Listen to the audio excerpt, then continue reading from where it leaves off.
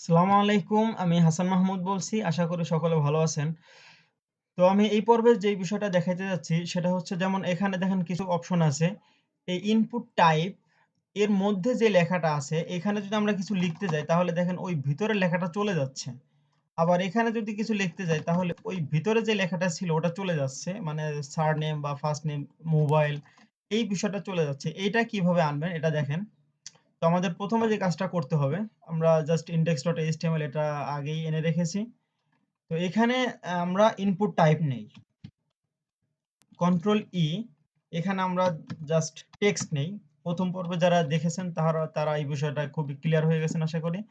তো এখন এটাকে আমরা জাস্ট ওপেন করি। ইনপুট টাইপটা চলে আসছে।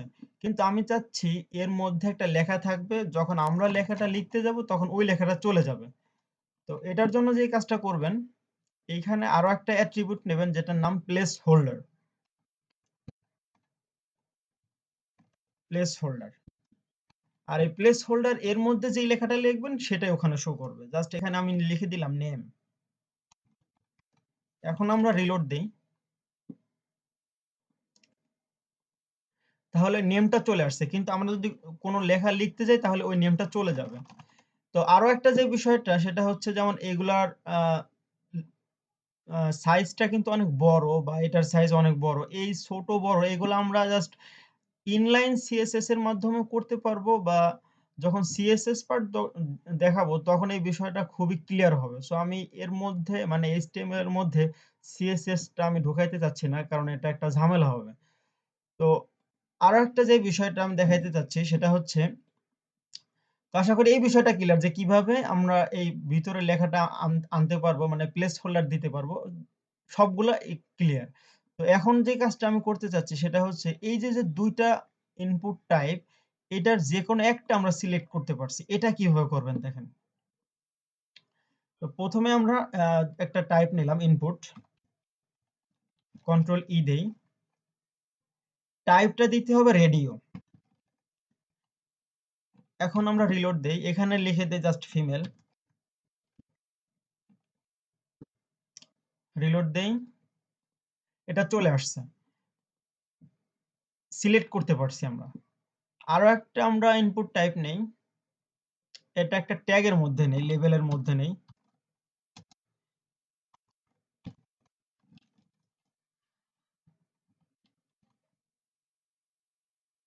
লেবেলের মধ্যে নিছি এর একটা কারণ আছে। একটু পরেই বিষয়টা ক্লিয়ার হয়ে যাবে। আশা করি সমস্যা নেই। দেখতে থাকেন। আর আরো একটা ট্যাগ নেই ইনপুট টাইপ। ইনপুট টাইপ এটাকেও নিতে হবে রেডিও। যেহেতু আমরা ২ টা অপশন তৈরি করতে চাচ্ছি। আর এখানে নেব আমরা লেবেল ট্যাগের মধ্যে। লেবেল ট্যাগের মধ্যে এজন্য নিতে চাচ্ছি যেন ২ টার যেকোনো একটা আমরা সিলেক্ট করতে পারি। যে ১ম পর্বে আমি এই বিষয়টা দেখিয়েছি কিভাবে ২ টাকে কানেক্ট করাইতে হয়। এই পর্বটা দেখলে আরো বেশি ক্লিয়ার হয়ে যাবে। লেবেল নিলাম কন্ট্রোল ই আর এর মধ্যে আমরা জাস্ট লিখে দেই মেইল। এখন আমরা এটাকে রিলোড দেই। তাহলে ২ টা অপশন চলে আসছে। কিন্তু আমরা মানে এইখানে ক্লিক করলে এটা কিন্তু সিলেক্ট হচ্ছে না। অথবা এখানে ক্লিক করলে এটাও সিলেক্ট হয়ে যাচ্ছে, এটাও সিলেক্ট হয়ে যাচ্ছে। এই প্রবলেমটা কিভাবে সলভ করতে হবে দেখেন। আমরা যে বিষয়টা এখানে দেখি আমরা এই নামের উপর ক্লিক করলে এটা সিলেক্ট হয়ে যাচ্ছে। এখানে ক্লিক করলে এটা সিলেক্ট হচ্ছে এবং যেকোনো একটা। তো এটা কিভাবে করবেন দেখেন। তো এই যে ফর এই ফর এর মধ্যে আমরা যেকোনো একটা লেখা লিখবো এবং এখানে একটা আইডি দেব ওই লেখাটাই এখানে দিয়ে দেব। তাহলে এই ২ টার মধ্যে একটা কানেকশন তৈরি হয়ে যাবে। আর এখানেও আমরা দিয়ে দেই। এখানেও আইডি দিয়ে দিতে হবে।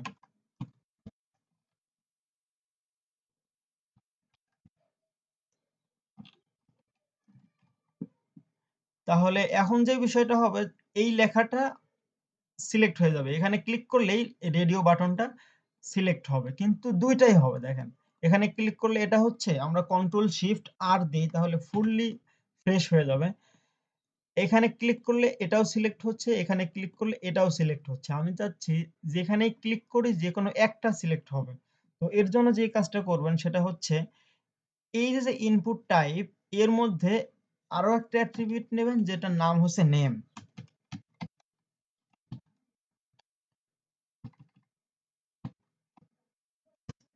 আর এই নেমটা এখানেও যা দেবেন এখানেও তাই দেবেন, একই দুইটার মধ্যে একই মানে লেখাটা লিখতে হবে। জাস্ট আমি লিখলাম NNNN লিখে দিলাম, আর এই লেখাটাই এটার মধ্যে থাকতে হবে যেন দুইটা বিষয় একই থাকে। এখন আমরা রিলোড দিই, এখন যেকোনো একটা সিলেক্ট হবে, এটা ক্লিক করলে এটা সিলেক্ট হচ্ছে, এটা ক্লিক করলে এটা চলে যাবে। দেখেন, তার মানে আমরা বিষয়টা ক্লিয়ার যে কিভাবে দুইটার যেকোনো একটা আমরা সিলেক্ট করতে পারি। তো এইবার বিষয় হচ্ছে আমরা এই জায়গা যতগুলো অপশন আছে, এখান থেকে শুরু করে এটা হচ্ছে সাবমিট বাটন। দেখেন, ইনপুট টাইপ সাবমিট, এখানে টাইপটা নিতে হবে সাবমিট।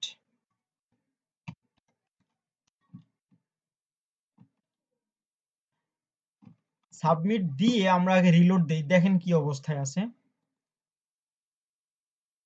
সাবমিট দিলে নরমালি এই অপশনটা চলে আসবে, কিন্তু আমরা চাচ্ছি এখানে লগইন অথবা আমাদের মন মতো লেখা লিখতে চাচ্ছি। তো এর জন্য যে কাজটা করতে হবে, এখানে আরো একটা অ্যাট্রিবিউট লিখতে হবে, নামটা হচ্ছে ভ্যালু। ভ্যালু দিয়ে যে লেখাটা আমরা শো করাইতে চাচ্ছি ওই লেখাটা লিখতে হবে। জাস্ট লিখলাম লগইন। লগইন এটা বিষয় না, মানে যা আপনি শো করাইতে চান সেটাকে এই ভ্যালুর মধ্যে দিতে হবে, তাহলেই ওই বিষয়টা ব্রাউজারে শো করবে। আমরা বারবারই যে বিষয়টা লক্ষ্য করছি, যেমন এখানে সেভ করতেছি, কিন্তু আমরা এই কন্ট্রোল এস দিয়ে সেভ করছি, সেভ না করলে কিন্তু আবার শো করবে না, এটা অবশ্যই খেয়াল রাখবেন। এখন দেখেন, তাহলে আমরা এখানে লগইন লিখছি, লগইন শো করছে। আর যে বিষয়টা এখানে যেমন এই বিভিন্ন কালার, হোভার ইফেক্ট, এগুলো সব সিএসএস, এগুলা এইচটিএমএল দিয়ে করা যাবে না। তো এখন দেখেন এই টাইপ গুলা, এই সবগুলো টাইপ কিভাবে শিখবেন সেটা আমি দেখাই। জাস্ট যাবেন W3 স্কুল,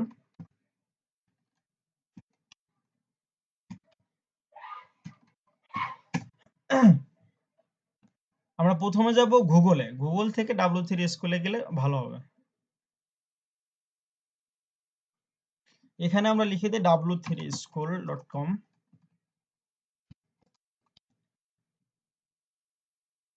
এখানে আসলাম, এখান থেকে আমরা যাব হচ্ছে এই যে সার্চ অপশন, এখানে গিয়ে জাস্ট লিখবেন ইনপুট,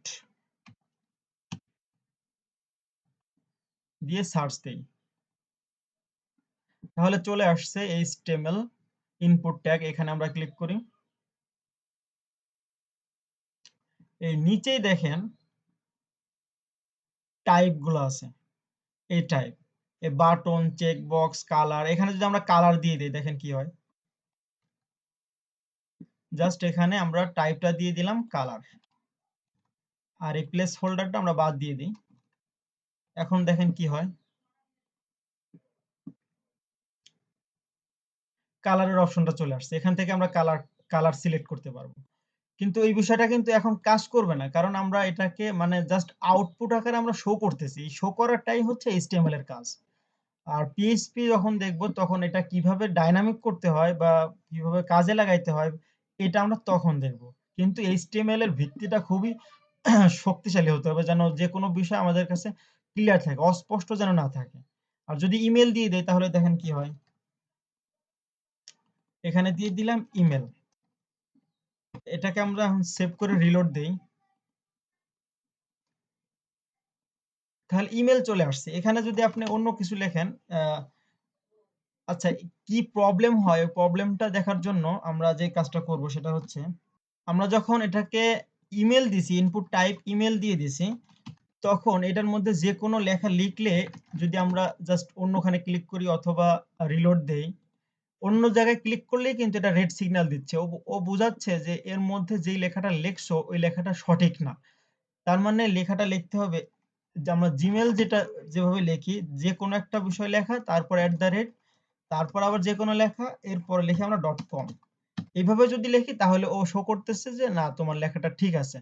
তো আমরা বুঝলাম যে ইনপুট টাইপ যদি আমরা ইমেল দেই, তাহলে ইমেলের যে স্ট্রাকচার ওই অনুসারে লিখতে হবে। যে কোনো একটা লেখা লিখতে হবে, তারপর আবার আ দিতে হবে .com। তো এই বিষয়টা আশা করি ক্লিয়ার। আমরা যে কোনো একটা লেখা লিখব, তারপর জিমেইল, আমরা নরমালি যেটা লিখি জিমেইল, তারপর দিয়ে দেই .com। জাস্ট এই স্ট্রাকচারে লিখতে হবে, তাহলে ও কিন্তু গ্রিন সিগন্যাল দিচ্ছে না। ও কিন্তু বলছে যে, "না ভাই আপনি যা লিখছেন তা ঠিক আছে।" তো এইভাবে আপনারা প্রত্যেকটা মানে টাইপ আপনারা এখান থেকে শিখে নেবেন। প্রত্যেকটা টাইপ যদি আমরা ফাইল দেই দেখেন তাহলে কি হয়? ইনপুট টাইপ যদি ফাইল দিয়ে দেই তাহলে কন্ট্রোল এস দিয়ে সেভ করে রিলোড দেই।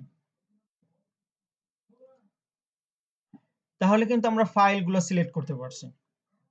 যেকোনো একটা আমরা আপলোডও দিতে পারবো। কিন্তু এই আপলোড কিন্তু এখন কাজ করবে না। কারণ এটা কাজ করবে যখন পিএইচপি শিখবো, তখন আমরা ইনপুট, আউটপুট সবগুলো আমরা শো করাইতে পারবো। তো আপনাদের কাজ হচ্ছে এইখান থেকে যতগুলো টাইপ আপনারা জানতে পারবেন, ততই আপনাদের কাজে দেবে। সো কিভাবে টাইপ গুলো শিখবেন আমি দেখিয়ে দিয়েছি। আশা করি এই বিষয়টা আপনাদের কাছে খুবই কাজে দিবে। Okay, thanks for watching this video.